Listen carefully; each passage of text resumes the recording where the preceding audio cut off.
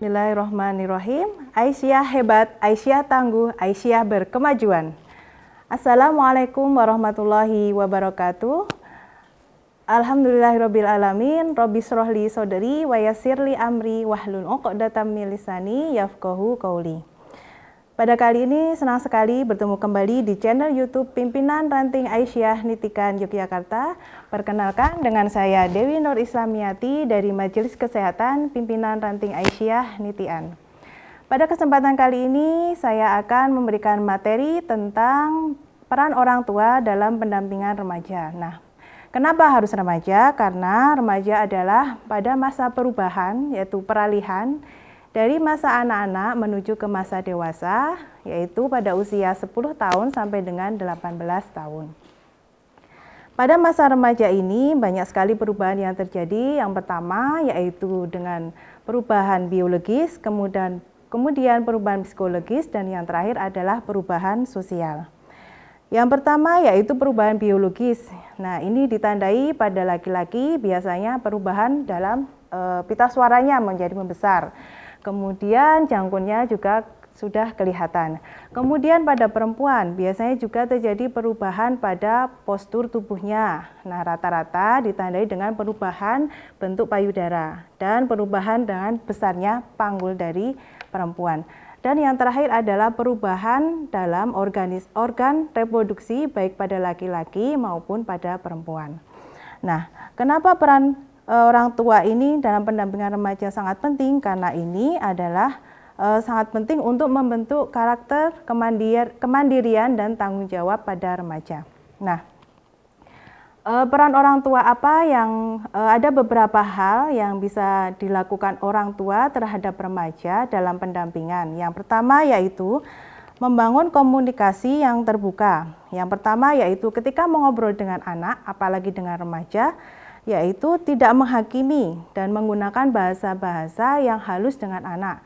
Karena dalam psikologisnya anak itu mereka ada perubahan emosi yang naik turun dan mereka mudah tersinggung. Jadi komunikasi dengan anak remaja harus dilakukan dengan yang lembut dan kita harus mengerti dengan bahasa-bahasa anak. Kemudian yang kedua yaitu meluangkan waktu terhadap anak. Jadi ketika ada anak, ketika ingin mengobrol dengan orang tua, maka kita harus meluangkan waktu. Salah satunya yaitu ketika kita sedang menggunakan HP atau kita sedang berkomunikasi dengan teman dan anak ingin ngobrol dengan kita, maka silahkan HP-nya ditaruh dulu. Nah, kita kemudian membangun komunikasi dengan anak, apalagi dengan anak yang perempuan atau laki-laki. Yang kedua yaitu memberi kepercayaan dan tanggung jawab. Nah, ini salah satunya yaitu dengan memberikan tugas di rumah. Contohnya dengan anak-anak disuruh membantu dengan pekerjaan rumah, mencuci piring atau menyapu atau membersihkan kamarnya masing-masing. Kemudian yang kedua, dalam keputusan keluarga ketika akan masa liburan. Nah, ketika mau liburan kemana? Jadi kita berdiskusi dengan anak. Mau liburannya ke camping atau mau ke pantai, kita ngobrol dengan anak. Kita mau kemana? Jadi tidak orang tua yang memutuskan mau kemana kita mau pergi gitu. Kemudian yang ketiga yaitu jadilah contoh yang baik, karena remaja lebih banyak meniru daripada mendengar nasihat dari orang tua. Nah, ini sangat wajar sekali karena remaja itu psikologisnya masih fluktuatif. Kemudian yang keempat, pahami perkembangan emosi anak. Seperti yang tadi sudah saya sampaikan, bahwa anak itu memiliki perubahan emosi yang fluktuatif, maka kita harus mendampingi anak meskipun emosi anaknya sedang meningkat.